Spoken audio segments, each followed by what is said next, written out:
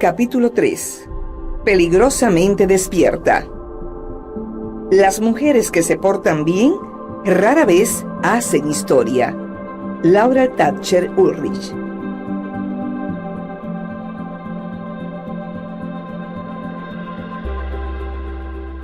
En mi búsqueda por estudiar a la leona, leí libros y artículos, vi DVDs, documentales y hasta videos en YouTube a fin de observar a las leonas en diferentes situaciones, etapas y relaciones. Aunque yo había ido a un safari en África, mi punto de vista americano de la leona era limitado. Incluso ahora, no me considero una experta en leonas, sino que soy una observadora fascinada. Uno de los documentales seguía la reubicación de 2 leonas y un león en una reserva recién designada en Sudáfrica. El león era el macho alfa de la manada y con la ayuda de las 2 leonas había establecido exitosamente su dominio. Juntos, los 3 reinaban sobre una extensa parte de la reserva de Sudáfrica. A fin de seguir los movimientos y el progreso de la manada, le pusieron al macho un collar de rastreo. Después de 2 años en la reserva, había llegado el momento de quitarle el collar. Ya no había ninguna necesidad de monitorear al león. Además, el collar obstruía la plenitud de su melena y tenían que quitárselo para que su melena se viese lo más larga posible. Los leones usan la anchura de sus melenas para indicar y determinar visualmente si desafían al otro para obtener el dominio de una zona. Si la melena del adversario parece demasiado larga para quien desafía, queriendo decir que él no será capaz de rodear con sus mandíbulas la garganta del otro león, no pasará a una confrontación. El león, al que los cuidadores habían puesto el collar 2 años antes, ya no era joven, dócil o se intimidaba con facilidad. Era poderoso. Con la ayuda de las leonas, se había establecido exitosamente y había defendido a la manada de usurpadores y repetidamente había demostrado ser un protector experimentado. No sería fácilmente capturado ahora que había aprendido a ir de un lado a otro libremente y sin temor. Los cuidadores tendrían que sedarlo a fin de quitarle el collar. Localizaron al león y mientras se mantenían a una distancia segura, le dispararon un dardo tranquilizador. El primero apenas le perturbó. Casi ni se inmutó a la vez que giraba su majestuosa vista dorada hacia ellos. Volvieron a disparar. El león titubeó y después se tumbó. Los cuidadores pasaron a la acción.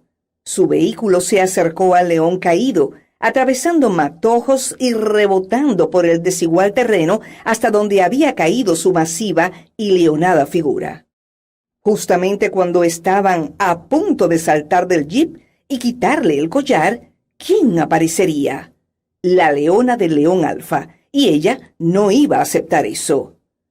Debido a la capacidad que tiene la leona de desaparecer en el medio que le rodea, los cuidadores no habían detectado su presencia hasta que ella escogió aparecer delante de ellos. El que ellos no se hubieran dado cuenta de su presencia no se tradujo en que ella no se hubiera dado cuenta de la presencia de ellos. En cuanto vio que su león estaba caído, ella se levantó y salió de su escondite a plena vista. Valientemente dio a conocer su presencia al grupo de cuidadores. Después de situarse entre el león caído y los cuidadores, rugió amenazante mientras daba unos pasos adelante y atrás delante de su pareja. Con su pelaje levantado, ella hizo saber a los hombres que no estaba contenta. Los cuidadores tenían un breve período de tiempo en el cual llegar hasta el león y quitarle el collar antes de que pasara el efecto del sedante. Pero la leona estaba haciendo que les resultara casi imposible. Ellos tenían solamente una dosis más de tranquilizante. Para llegar hasta él, tendrían que tranquilizarla a ella. El tirador volvió a levantar su pistola y apuntó con precisión. Cuando el dardo se le clavó, la enfurecida leona se dirigió hacia los cuidadores y después cayó con el dardo a sus espaldas. Cuando el equipo de cuidadores se acercó al león sedado, era palpable la tensión en el aire. Al igual que su leona, él estaba incapacitado pero no inconsciente, y sus ojos seguían cada uno de los movimientos de ellos. Hablando en susurros y llegando hasta la parte trasera de la melena del león, uno de los cuidadores utilizó un afilado cuchillo de caza para soltar el collar, y después le quitó al león los 2 dardos sedantes. Entonces, los cuidadores se alejaron y dirigieron su atención a la leona. Tenían que moverse con rapidez antes de que uno o ambos de los inmensos felinos se recuperasen. La leona estaba tumbada de costado, revelando que la piel alrededor de sus mamas había aumentado, lo cual significaba que estaba preñada. Suavemente y siempre con mucho cuidado, los cuidadores levantaron sus cuartos traseros y rápidamente quitaron el dardo. En un segundo plano, el león rugía y batallaba por levantarse, pero aún era incapaz de ponerse en pie. Los cuidadores rápidamente regresaron a su vehículo, sin dar nunca la espalda a los leones. El motor del jeep se encendió y hubo un suspiro de alivio audible cuando el grupo se alejaba. Dejando de hablar en tono silencioso, el narrador explicaba: no hay nada más peligroso que estar en la presencia de leones cuando están plenamente despiertos. Cristianos sedados.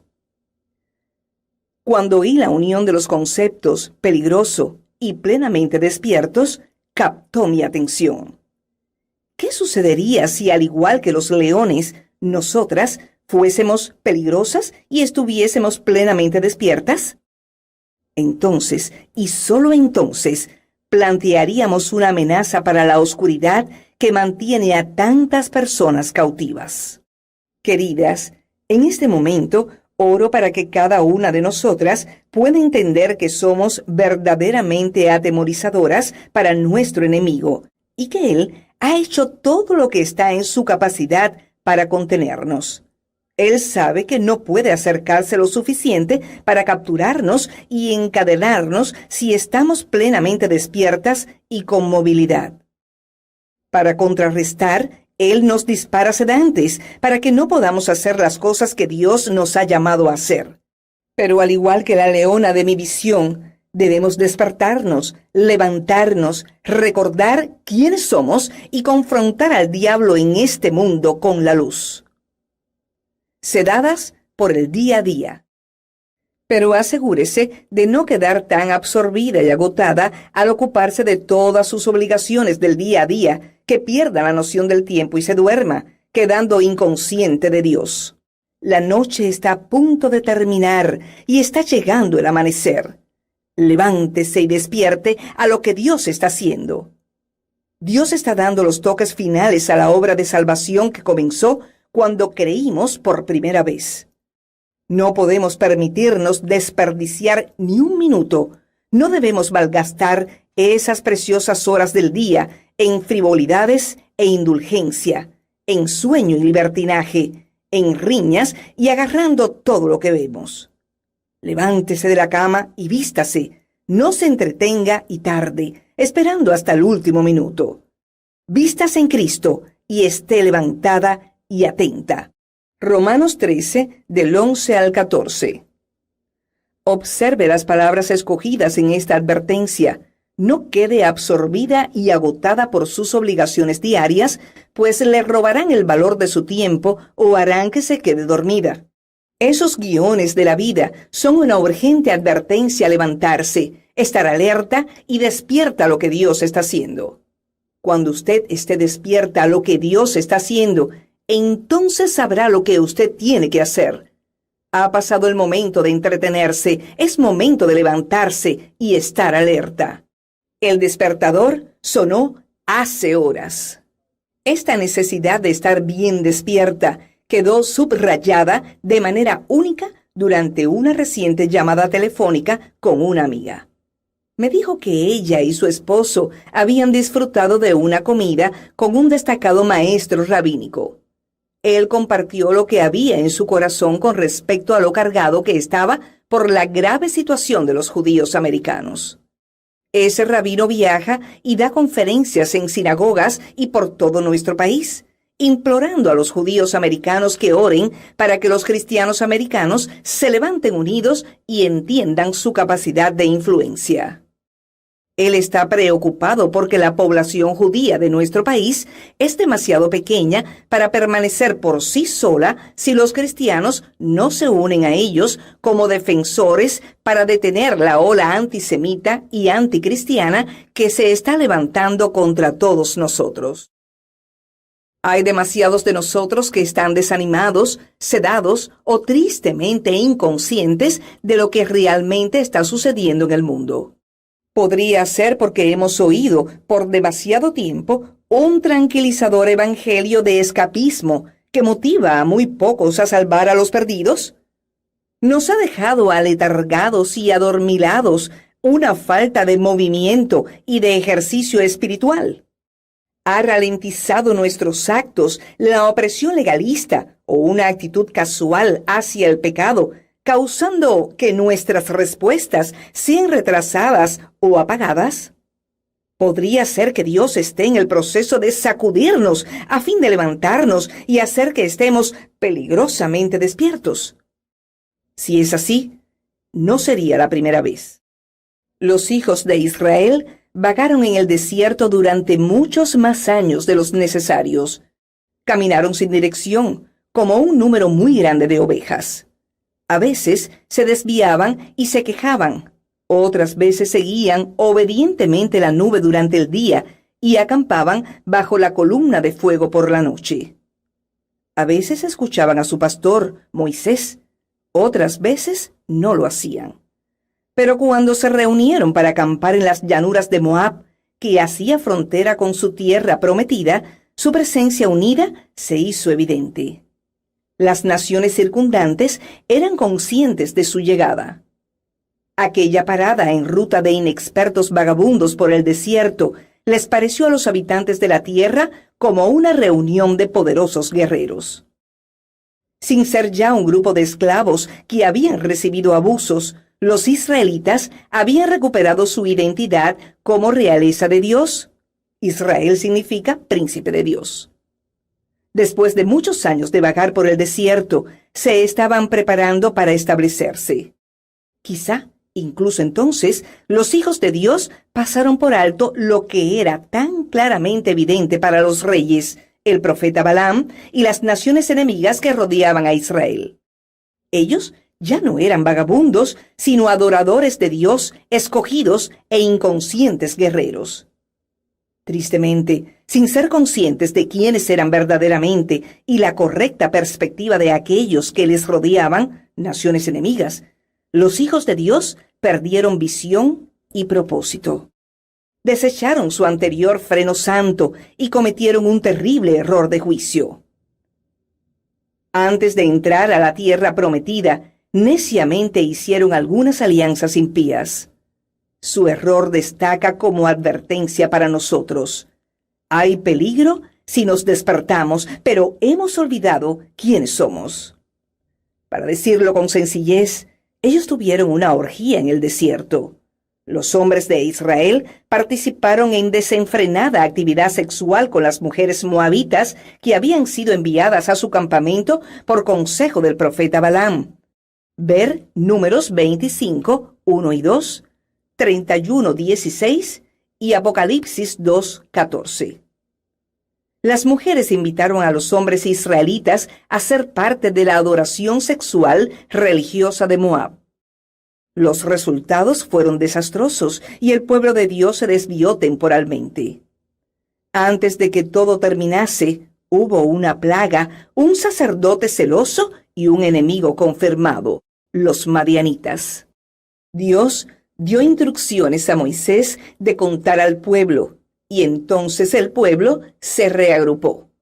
Sin embargo, Los enemigos de Israel no pudieron triunfar sobre ellos. Cuando los israelitas eran obedientes, la victoria estaba asegurada. Pero siempre que se apartaban de las directivas de Dios, llegaba juicio sobre ellos.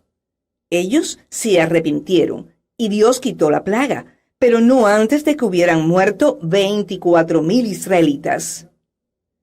¿Qué lección hay en esto para nosotras?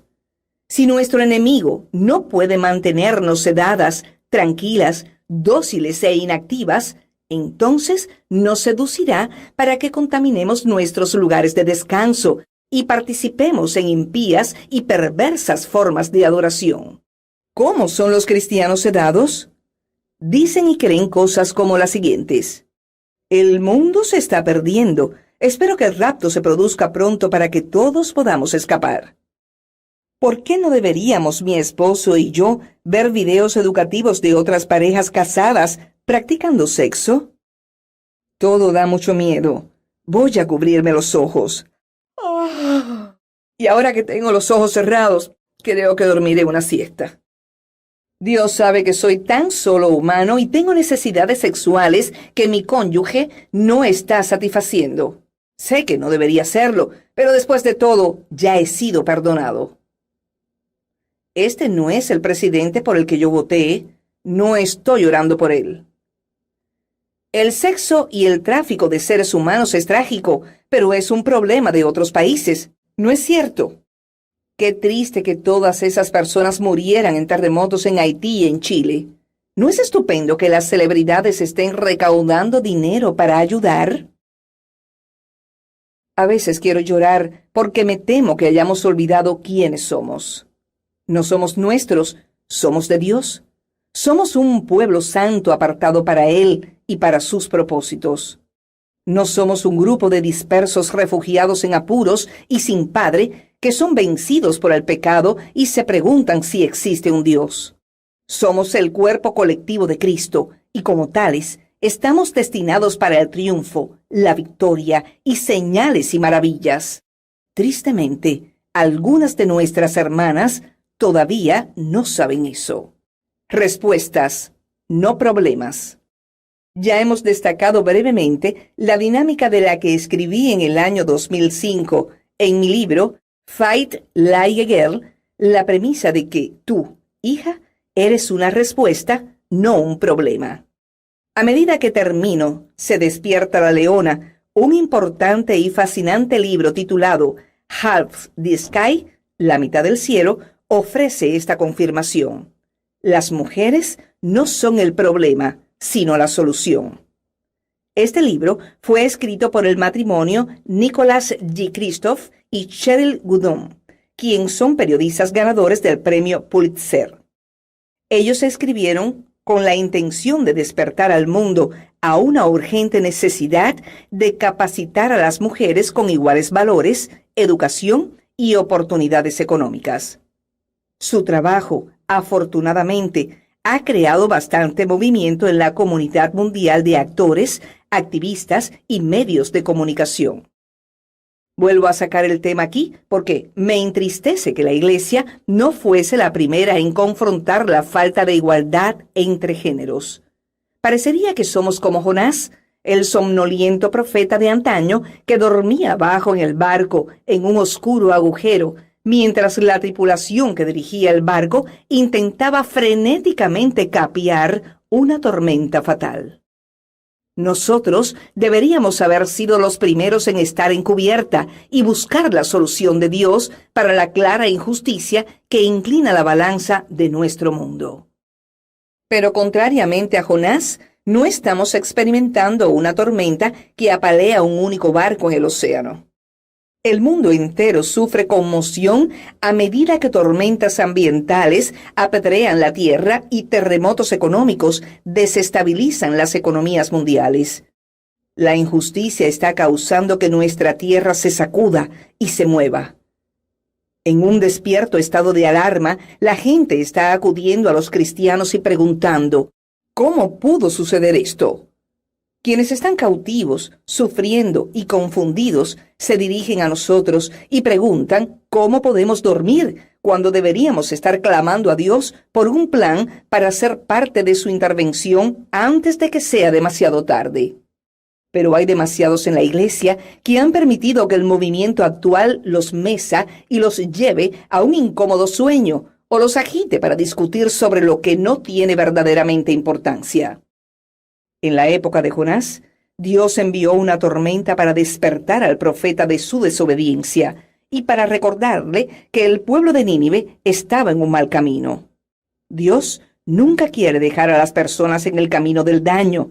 Sin embargo, Jonás no quería de ninguna manera evitar la destrucción que se cernía sobre la antigua ciudad. Por tanto, huyó y se escondió en un barco. Mientras viajaba en dirección opuesta a la que Dios le había dicho que fuese, se quedó dormido. Dios envió una tormenta tan fuerte que el barco en el que estaba Jonás estaba a punto de ser destruido. ¿Por qué huyó Jonás? Él no quería rescatar a aquellos a quienes consideraba indignos.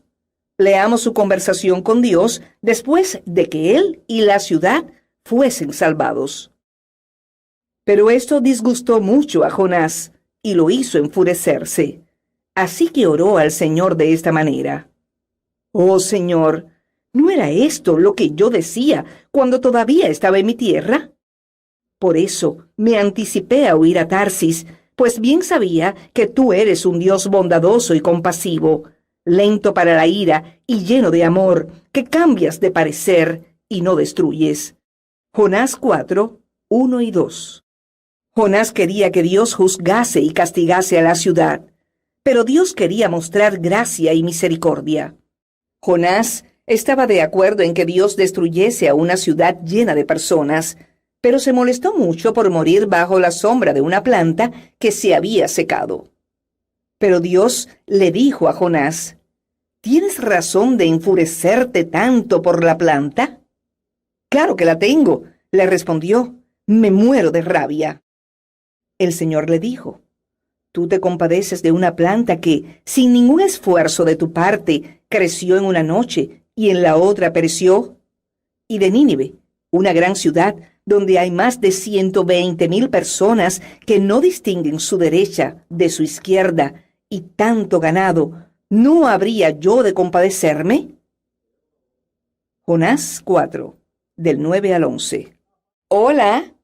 ¿Hemos perdido de igual manera nuestra perspectiva de lo que es importante para Dios? ¿Estamos más preocupadas por nuestra comodidad y protección que por lo que Dios valora? El Altísimo no está en el cielo emocionado por la posibilidad de destrucción. Él anhela rescatar a todos aquellos que están en un mal camino. No retengamos la esperanza precisamente a aquellos a los que Dios quiere salvar. Es mi oración que usted permita que Dios despierte a la leona que hay en su interior y le posicione para rescatar, no para juzgar, a otros por el mal que amenaza con vencerlos y destruirlos. Es momento de obedecer el llamado de Dios. Él nos confió el mensaje de las buenas nuevas para la tierra. Él mandó que nos amemos los unos a los otros. Él nos encargó que cuidásemos de las viudas, los huérfanos, los extranjeros y los pobres. Incluso ahora, Él nos alienta a hijas jóvenes y mayores a aportar nuestras soluciones a los problemas del mundo. Él nos invita a poner a un lado nuestras diferencias y trabajar juntas en la obra de Dios. Algunas de nosotras seguimos trabajando en ser amables con los demás. Otras estamos demasiado ocupadas llorando nuestras pérdidas. Y hay demasiadas que batallan por pequeños temas doctrinales, arremetiendo contra otras partes del cuerpo de Cristo. Queridas, no quiero que nuestro aviso requiera que nos lancen por la borda como a Jonás, o un viaje en un desierto como el de los israelitas. Por tanto, miremos al mal y a los problemas que hay en el mundo y permitamos que nos sacudan para despertar. En mi espíritu veo un pueblo despierto, agitado y preparado para cambiar su mundo. Su expresión única. A medida que escribo este libro, mis editores me han alentado a compartir ejemplos de mujeres que estén plenamente despiertas a fin de que usted pueda ver lo que puede lograr una mujer que está totalmente despierta. Pero no quiero limitarlo a lo que hemos visto. Esta historia de quienes están plenamente despiertas y son peligrosas se sigue escribiendo. Yo creo que el mundo aún tiene que ver lo que es cuando las mujeres cristianas, de manera individual y colectiva, están plenamente despiertas y son peligrosas. En 2 ocasiones, Dios me dio el encargo de comenzar el proceso de despertar en las mujeres cristianas. No tengo idea de cómo podría ser eso una vez que estemos plenamente despiertas, pero estoy bastante segura de que nos veremos peligrosas en la oscuridad y gloriosas en la luz. A medida que he pensado más en esto, he llegado a creer que la expresión de una mujer cristiana, leona feroz y salvaje, aún tiene que definirse. También he llegado a entender que a la gente le gusta que le digan qué hacer. Pero un cristianismo de indicaciones, paso a paso, nos deja sin gran parte del misterio de Dios. Por tanto, este no es un mensaje sobre cómo hacerlo. Quiero que usted se despierte, que se levante como una leona y camine en su expresión única de lo que eso significa. Solamente Dios y usted deben definir cómo se verá una leona cuando esté plenamente despierta en usted. Recientemente le pedí a mi personal que compartiese palabras o imágenes que despierten en ellos una leona. No me sorprendió cuando sus respuestas variaron desde gracia y ternura hasta feroz y audaz. Así de variada y amplia tiene el potencial de ser esta respuesta al despertar. Al estudiar las Escrituras, he descubierto que Dios con frecuencia les dice a su pueblo o a sus profetas: ve allí, haz esto, di aquello, sin una indicación clara de lo que sucederá a continuación. Un ejemplo de ello es Eliseo, quien le dijo a una viuda: sal y pide a tus vecinos que te presten sus vasijas. Consigue todas las que puedas. Luego, entra en la casa con tus hijos y cierra la puerta. Echa aceite en todas las vasijas y a medida que las llenes, ponlas aparte. Segunda de Reyes 4, 3 y 4. Esto parece un poco aleatorio. ¿Cómo iba eso a resolver el problema de los acreedores que amenazaban con hacer esclavos a los hijos de esa mujer? Bien, cuando ella hubo hecho lo que se le dijo, regresó al hombre de Dios y él le dijo: ahora ve a vender el aceite y paga tus deudas. Con el dinero que te sobre podrán vivir tú y tus hijos. Segunda de Reyes 4, 7. Me pregunto, ¿cuánta provisión milagrosa nos perdemos porque queremos saber el paso 2, 3 y 4, aún antes de haber completado el paso 1? Por tanto, piense en esto como el tipo de libro que dice: lea las palabras, ore y permita que Dios se derrame a sí mismo en todas las vasijas que usted haya puesto delante de él. Pida a Dios que llene su mente con la idea de una leona en cualquier modo, forma o recipiente que Él quiera utilizar para inspirarla. No tenga miedo de las imágenes de nosotras como leonas o de Jesús como un león. Esto no es distinto a la representación de Jesús como nuestro pastor y el modo en que Él se relaciona con nosotras, sus ovejas. ¿Somos ovejas literales o nos pide Dios que le sigamos y confiemos en Él como tales? De igual manera, Jesús es nuestro novio y nosotras somos su novia colectiva. Es una imagen alegórica. Jesús es a la vez pastor, rey, Dios, hombre, novio, hermano, león, cordero, al igual que el principio y el fin. ¿Es sorprendente que Él pueda querer que nos estiremos? Mi intención es permitir que usted responda según sus únicas percepciones y su lugar de fuerza e influencia. Obligación de despertar. Cuando yo estaba en la universidad, la casa de mi hermandad de mujeres tenía un porche cama. No estoy segura de por qué se llamaba así, porque no estaba fuera del edificio ni tampoco tenía ningún acceso al exterior. Era una larga, oscurecida habitación en el segundo piso llena de literas.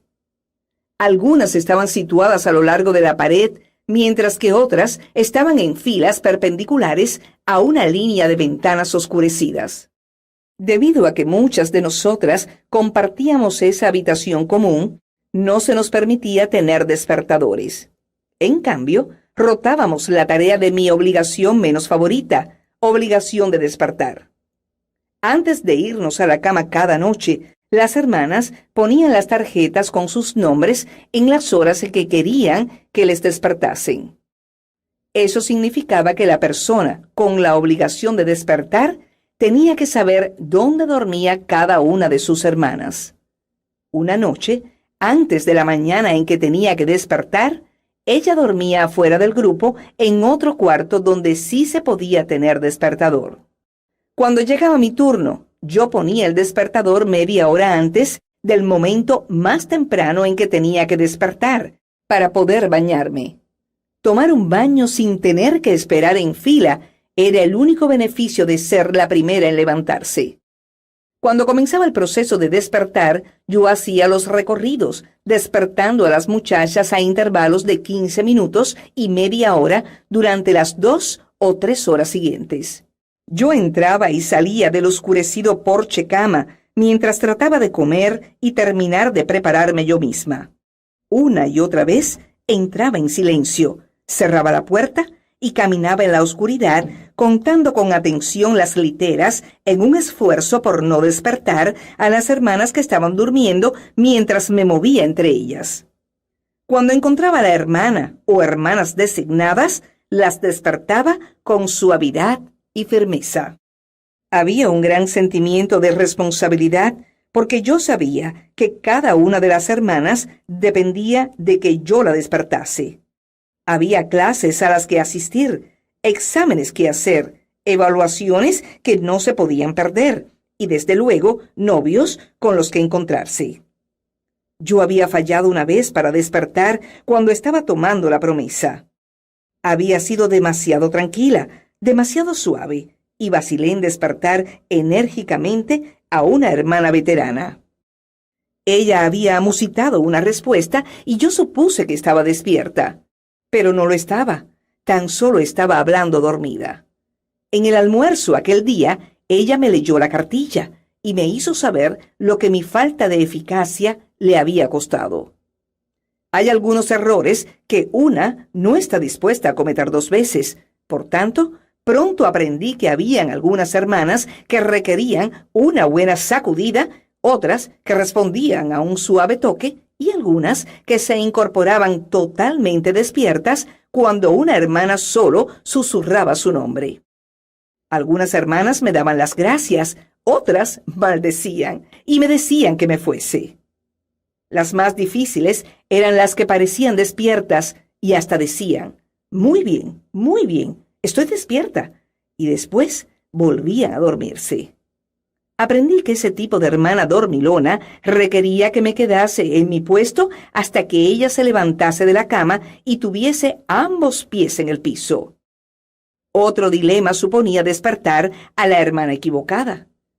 Aunque yo trataba de ser silenciosa y tener cuidado, a veces despertaba a una hermana que estaba en la litera de arriba o en la de al lado. Ella se incorporaba, me asustaba al agarrar mi brazo y susurraba, «Oye, estoy despierta. Borra mi nombre de la lista de despertar». Me avergüenza decirlo, pero en aquel entonces yo era una de los tipos más difíciles de despertar. Casi siempre necesitaba una segunda llamada. Al haber realizado la tarea, yo conocía las reglas. Si a una hermana la despertaban 2 veces, pero se quedaba en la cama, no era mi obligación despertarla una tercera vez. Esa dinámica añadía una urgencia a la segunda llamada, porque sabías que sería la última. Cuando mis hermanas estaban despiertas y se movían, yo ya no era responsable de supervisarlas.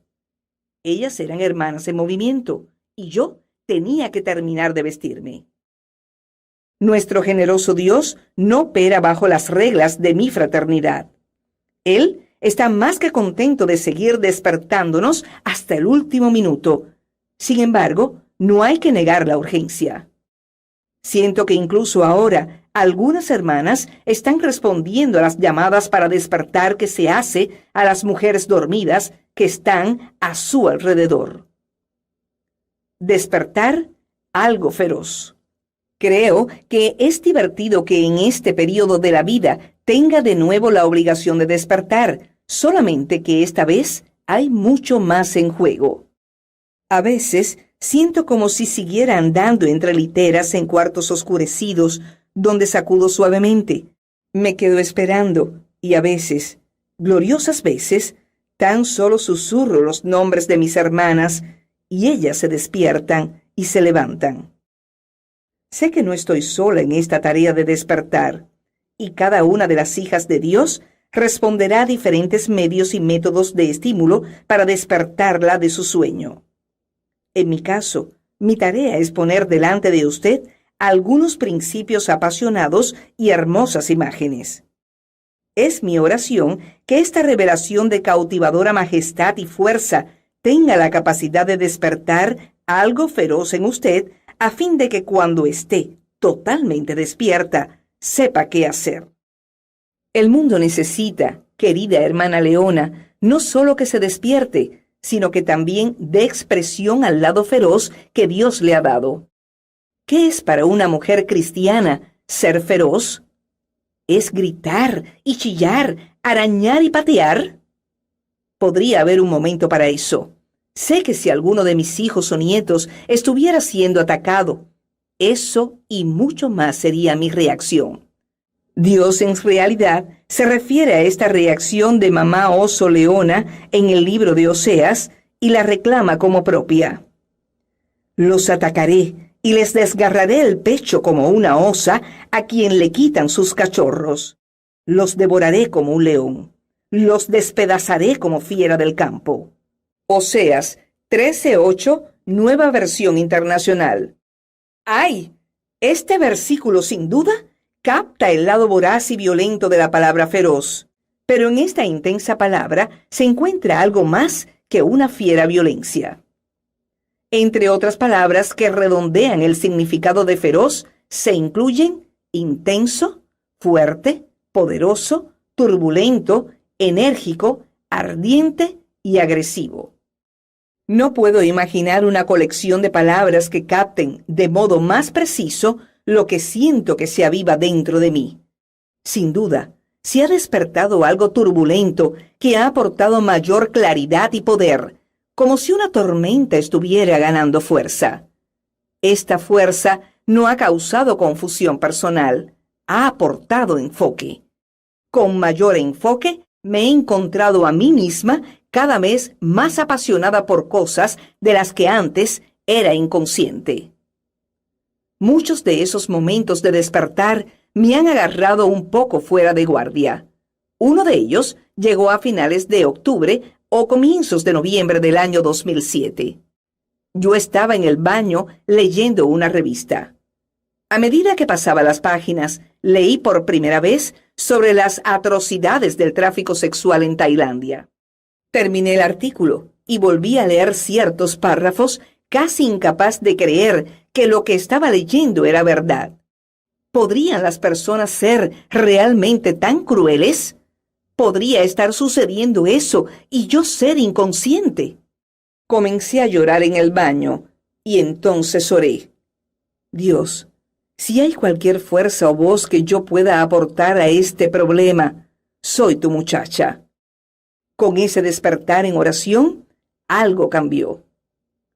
Pasaron algunas semanas y entonces recibí una llamada telefónica de Life Outreach. Lisa, estamos formando un equipo para ir a Tailandia y levantar fondos y conciencia para evitar el tráfico sexual. Y tú eres la persona a quien hemos pensado enviar. 3 meses después, yo estaba de camino a Tailandia como parte de la primera iniciativa de este ministerio contra el tráfico de seres humanos. ¿Y si yo no hubiese orado aquel día? ¿Y si hubiera llorado meneando mi cabeza, y hubiese seguido pasando páginas. Poco después, habría estado mirando el último avance en cuidado de la piel, las tendencias de moda o una dieta secreta. Si yo hubiera seguido leyendo en lugar de orar, es probable que me hubiera ido a la cama aquella noche sin ni siquiera elevar mi voz al cielo. Cuando el problema captase mi atención otra vez, podría haber dicho algo como: sí, he oído sobre eso. Lo leí en una revista. Es muy triste. Pero cuando se está despierto, uno no puede evitar responder. No confunda estar despierta con estar molesta. Si algo le molesta, puede que reaccione en ese momento, pero estar molesta por algo no tiene la capacidad de evitar que siga usted pasando páginas. Puede estar molesta y no despierta, pero no puede estar totalmente despierta y, por tanto, atentamente consciente de los problemas del mundo y no responder. Por eso, cuando yo leí sobre niñas que son secuestradas y metidas en burdeles, tuve que orar, diciéndole a Dios que yo haría cualquier cosa que Él quisiera para confrontar esa atrocidad. Mi oración destacó la oportunidad cuando se presentó. ¿Habría habido otras oportunidades? Quizá, pero aquella podría haberse perdido.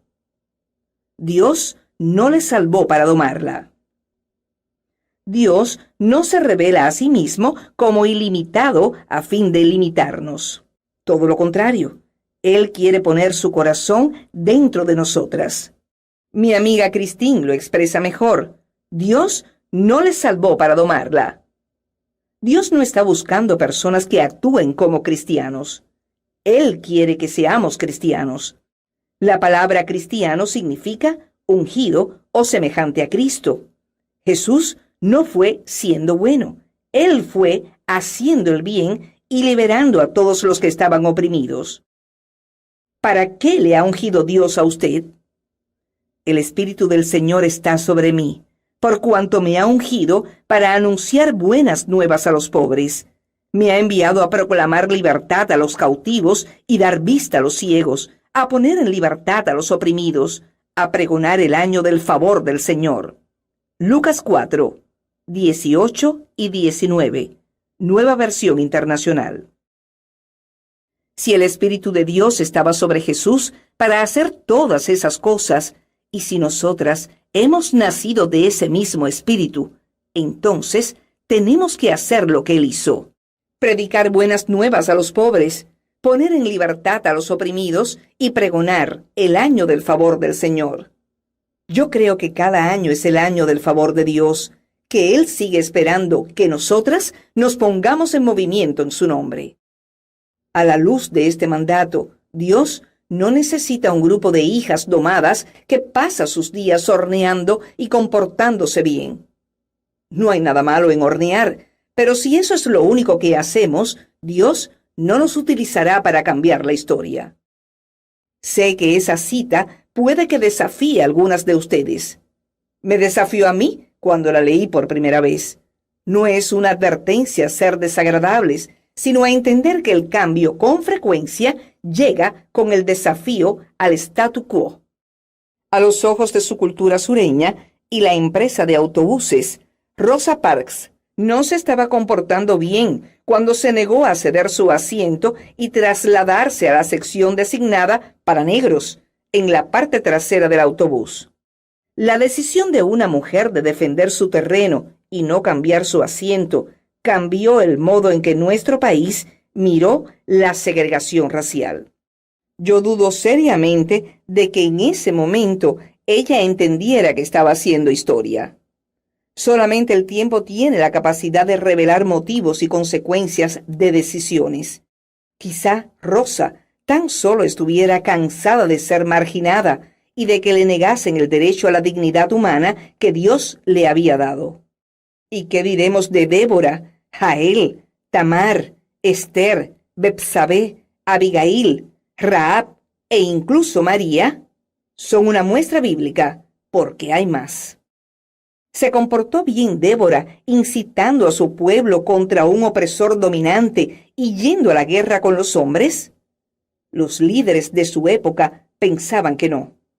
Se levantó un ejército para oponerse a la rebelión de ella, pero no pudieron prevalecer. Cuando el líder varón escogido por Dios, Barak, dudó, Débora llevó a cabo las instrucciones de Dios de la mejor manera que sabía. ¿Y qué de Jael? Tenía que usar una estaca para matar a su enemigo. ¿No podría simplemente haberlo entregado a las autoridades mientras él dormía? Posiblemente, pero no lo hizo. Dios no tuvo problema alguno con la decisión de ella y se compuso un canto para declarar su valentía. Después está Tamar. Esta mujer viuda por 2 veces eligió ser una prostituta y se acostó con su suegro viudo, el patriarca Judá. Su conducta es sorprendente en muchos niveles. No hay evidencia alguna de que Dios le indicase que hiciera eso. Ella escogió ese curso de acción, pero el hijo de esta mujer se encuentra en el linaje de Cristo y ella fue declarada justa. Esther desobedeció el mandato de presentarse ante el rey solo cuando era llamada. La desobediencia había expulsado a Vasti, la primera esposa de Jerjes. Esther debería haber sido más inteligente, pero su decisión de comportarse mal en la corte salvó a su pueblo. Betsabé fue una adúltera y la madre del sabio Salomón. Rahab fue una prostituta que mintió a su rey y ocultó a espías enemigos. Sus actos de fe no solo salvaron a su familia de la destrucción de Jericó, sino que también su hijo está en el linaje de David y Jesús. Abigail burló a su esposo, su decisión salvó a su casa y se ganó el corazón del rey David. María pareció concebir un hijo ilegítimo y dio a luz al Hijo de Dios. Y si ella hubiera dicho, no estar casada y embarazada se verá mal, esto podría esperar hasta que yo esté casada para que mi conducta se vea bien. Solo la historia justifica las decisiones de esas mujeres. Sus corazones fueron despertados y avivados. ¿Cómo responderá usted cuando esté totalmente y peligrosamente despierta? ¿Qué historia hará usted? ¿Despertará usted, al igual que la feroz leona, de un estado de tranquilidad y se levantará para defender a su familia, a su comunidad y a su mundo? ¿Está usted despierta? Incluso en este momento, ¿qué se mueve en su corazón? Si te gustó el video, deja tu like, puedes disfrutar de más mensajes a la conciencia o echarle un vistazo a los videos con testimonios. Subimos audiolibros, películas y más recursos, todo con el objetivo de que más gente conozca y disfrute la comunión con Dios. Recuerda, suscríbete e invita a tus amigos a ver este canal.